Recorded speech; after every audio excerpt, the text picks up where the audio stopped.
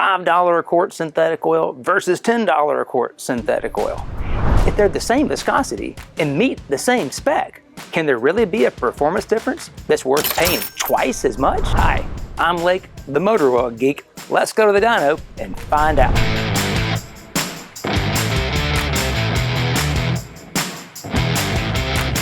So Don, if the oil is the same viscosity, it meets the same spec. Got the same sticker on the bottom, yeah? Yeah, same sticker on the bottom, yeah. Do you really think there's that big a difference in performance? Gosh, you know, in your head, it's twice as expensive as the other one here. So is it really worth the extra money? We're going to find out here in a little bit. Well, this little engine has over 7,000 dyno runs on it. Oof, that's a lot. And we have a pretty good test procedure. We actually tried to blow it up once. Remember that when we put all the metal inside the engine? We did, right. Yeah, that was fun. With our test procedure on this engine, which we've done in a previous video with the conventional oil versus synthetic oil, yes. We're going to run that same test procedure because this engine actually has pretty special piston rings in it. Yes, it does. That has a titanium coating, so we can actually measure the wear in different parts of the engine. So we'll know if it's ring wear versus valve train wear versus bearing wear via the used oil analysis. We're going to run that versus the Walmart SuperTech, our discount brand, versus the Amsoil, which is your name brand. But we're also going to throw in our Napa oil that we found when we were doing the Making Motor Oil video. Right. And we're going to throw in some Royal Purple as well. Yeah. So we're going to have two name brand synthetics that both are, $10 a quart oils versus our two $5 a quart oil bargain brands. These name brands and unnamed brands, a lot of these have been around for a long time, Blake, but as time has progressed, today, the formulations are quite a bit different than they were a few years ago. Absolutely. So that's why one of the reasons why we're doing this test to find out how much difference there is and how much gains they've made with all their additive packages. Right. So all four oils are synthetics. They are API licensed, GM Dexos 1 Gen 3 rated synthetic oils. So 5W30, GM Dexos 1. Now, the Amsoil doesn't say GM Dexos 1, but this is their OE. And by the way, you may be wondering, well, why aren't you testing the Signature Series? Well, remember from our Making Motor Oil video, when you change those base oils, now it's not licensable anymore. So that's an apples to oranges comparison. Right. This is apples to apples. They all meet the same spec, and that's the key. If you're testing an oil that is a non-spec oil versus a spec oil, that's not a fair comparison. So if you would like us to do a fair comparison of the Signature Series versus, say, Redline or Driven or something like that, let us know in the comments below. We can do that. But for now, we're going to give you a fair apples to apples comparison. Walmart SuperTech versus Amsoil, Napa versus Royal Purple. Let's go ahead and get the engine filled up and get started.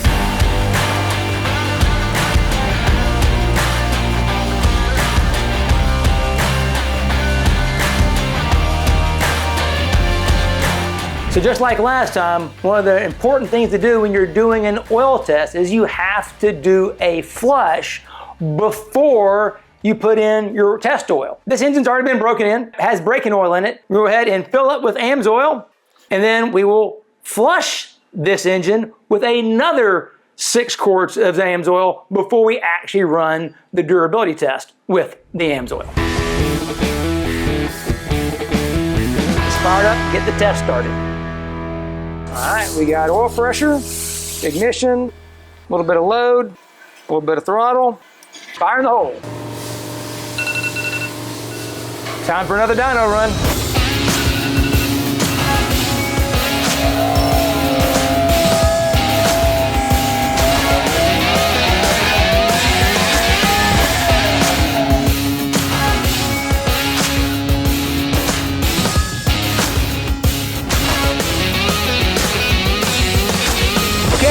Amsoil test is done. Now we're on to the Royal Purple. We're gonna get these two name brand oils done first, then we'll move on to our store brand oils next. We've already done the flush with the Royal Purple, so this is the test fill right here. And as you can see, it is purple. And as we've mentioned in other videos, this is just a dye. Whether the oil is green or purple or blue or red, it's dye. You know, ATF is red because that's an identifier. So people would, if they had bulk oil, they would know if it's transmission fluid or motor oil, because a 5W20 and an ATF are really similar in viscosities. So it would be pretty easy to get them confused. So if you add dye to the ATF, it helps you to identify the difference in engine oil and ATF. So there's nothing special about the purple dye, it's just marketing.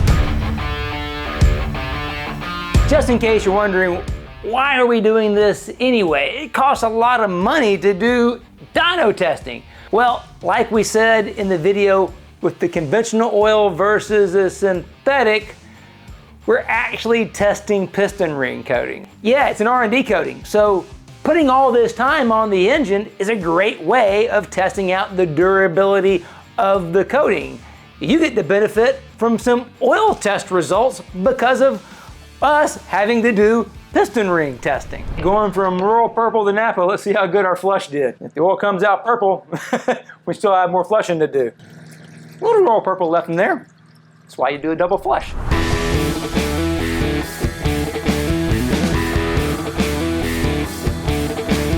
And one thing we always do every time we fill the engine with oil is we have to check the oil level, because that can influence the power. We'll show you more about that later. And this is why you do a double flush. When we drained it out a minute ago from the royal purple residual, that oil was really dark. Now with that second flush, second fill of the Napa, nice and clean, we're ready to go. Okay, we've tested our $10 a quart plus motor oils. Now for the first dyno pull on our $5 a quart motor oils. Actually, this one was a $20 for 5 quarts, so this was really a $4 a quart oil. Let's see how she does. All right, Super Tech time now. I don't like these lids though. That plastic stuff's kind of nasty. Whew, 8 hours of dyno testing later. 4 oils, last pull on the Walmart Super Tech. Let's see how she does.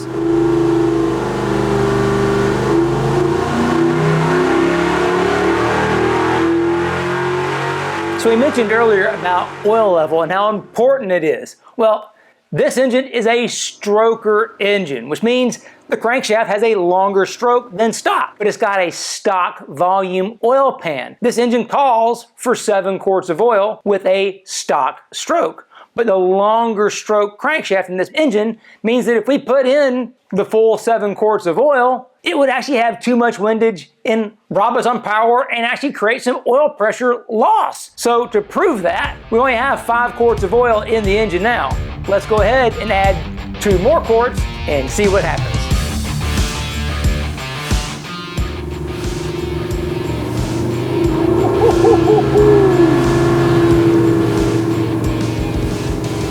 One more go. Wow, that was ugly. So this is Walmart with 5 quarts of oil. Now let's see what happens when we added the 2 extra quarts of oil. Wow, massive power loss. Now, if that wasn't enough, go check out this. That's your oil pressure loss. So as that higher oil level, it started to foam and that oil pressure just dove, it just died because of being overfilled. So not only did you lose a ton of power, you also aerated the oil. Not a good idea to put in extra oil. Okay, so we have all of the oil samples taken from all 4 oils, our 2 bargain $5 or less per quart oils and our 2 $10 a quart or more oils. But before we send them off to the lab to be analyzed, as we've mentioned in a previous video, the standard laboratory analysis, it can't see metallic particles larger than 10 microns. It can really see things maybe in that 5 to 8 micron range. So it can't see things that you could see. Like if you could see it in the oil with your eye, used oil analysis can't see it, which is why I brought this little device. It can't see things smaller than 10 microns, but it can see metal particles larger than 10 microns.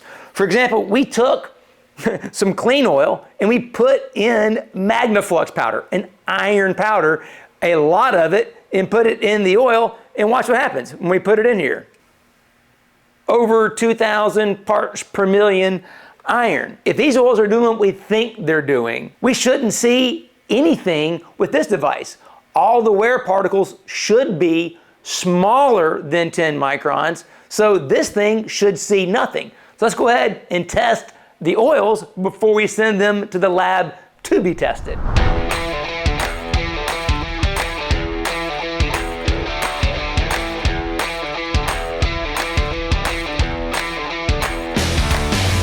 And as expected, all 4 oils, 0 metallic particles larger than 10 microns. So we know that whatever the lab results are going to be conclusive. We're not fooling ourselves, so let's see what those results show. Since this channel is all about science instead of speculation, let's look at the first set of results. And we're going to do these in the order that we ran them. First up, the Amsoil OE. Remember, this is not the signature series, this is the OE. It meets the specs.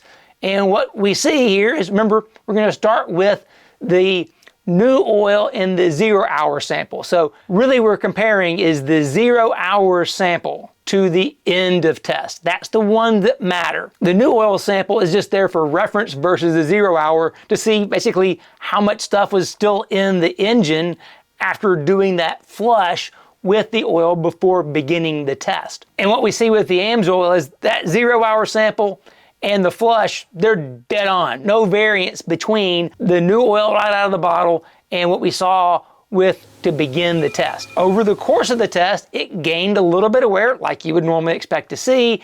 We ended up at 9 parts per million on the iron, 6 parts per million on copper. Really, if you look at the total wear metals, we were at 24 parts per million total wear metals at the end of test. So we went from 0 parts per million to 24 parts per million over the course of the test. Now, the other thing we want to look at is make sure viscosity, fuel dilution, oxidation. Remember, we're doing the test on these piston rings that had this very unique coating in them. So the silicon level increase, from basically 10 parts per million at our 0 hour sample to 24, that really is the piston ring coating wearing because it contains some silicon in the piston ring coating. It's pretty normal, it's like it's just there, so it's not really getting higher, but it's there. Good sign. The other key thing is looking at that oxidation level. We have less than 1 absorbance unit gain in oxidation, which is what we want to see, right? The oil's not, really oxidizing quickly, even though we saw those high engine oil temperatures. The oil said, ain't no biggie, I got you. I can run at 280 plus degrees, 300 degrees oil temperature. We see the oil stayed in viscosity. So all these results are really good. Everything is great. No dramas here. We just know that that increase in total wear metals was from 0 to 24. So 24 parts per million total increase.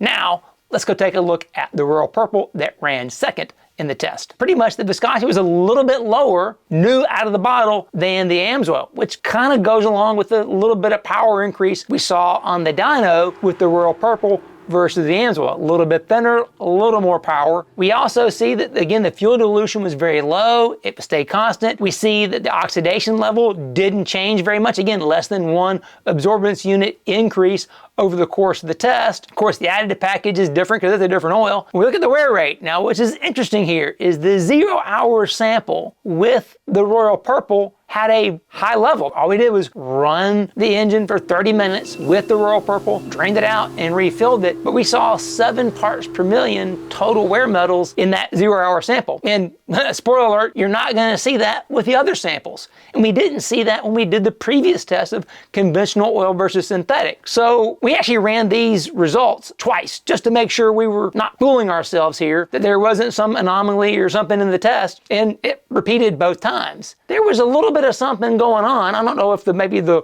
Royal Purple didn't like the Amsoil, there was some additive clash between the two. I don't know, but the reality is we're beginning at 7 parts per million is where we're going to base that versus the end of test results, which was 26.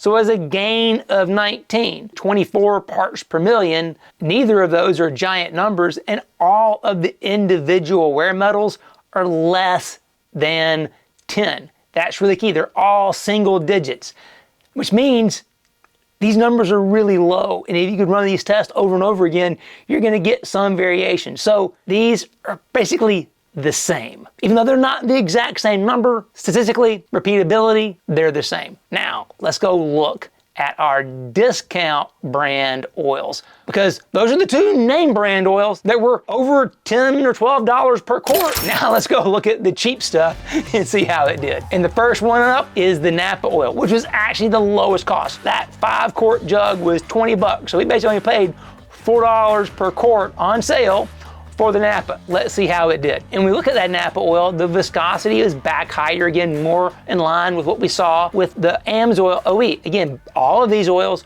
are in viscosity grade. The 30 grade range is between 9.3 and 12.5 centistoke. So being in the high 9s or low 10s, mid 10s, that's just the normal spec for a 30 grade oil. These results are right there, and there's really no significant change in that viscosity over the course of the test. Again, no big change in oxidation. All these oils are handling it quite well. No big increase in fuel dilution here. And we see the silicon level actually was a little bit less with this oil. It really didn't increase as much. And guess what? The total wear metals also didn't increase as much. Now, one thing to notice here, the 10 levels in the brand new oil out of the bottle were already kind of up there, we'll call it, right? It was 9 parts per million on the 10. That 10 is from the molybdenum additive, the MODTC, that's in the oil. We've talked about that in a previous video, making motor oil, where we showed this oil from Napa, which is made by Valvoline, contains a higher level of MODTC. The specific MODTC additive they're using happens to contain trace levels of 10. I've seen this before. I know exactly what MODTC, what moly additive they're using in the oil, because when I did the oils at Driven, I saw the same thing. So I know which one they're using, and it's a good one, which is why we actually are seeing a lower level of wear, not only in the silicon, but from that 0-hour sample to the end of test sample, we're seeing an increase of only 14. So it's a lower amount of total wear from the Napa oil, and it really is, it's down to that MODTC, that molybdenum additive, doing its job as not only an anti-wear additive, a friction reducer, and an antioxidant. So really these results match up exactly what we've talked about in previous videos. It's just good correlation to what we've discussed before. And you can see it right here in these results. Now, let's go look at the Walmart SuperTech brand and see how it did. Now remember, with the SuperTech, it doesn't contain that higher level of moly. The SuperTech oil and the Costco oil we mentioned in the previous video about making motor oil, it's using one of those DI packages made by Afton or Lubrizol or Ornite or Infinium without any changes or modifications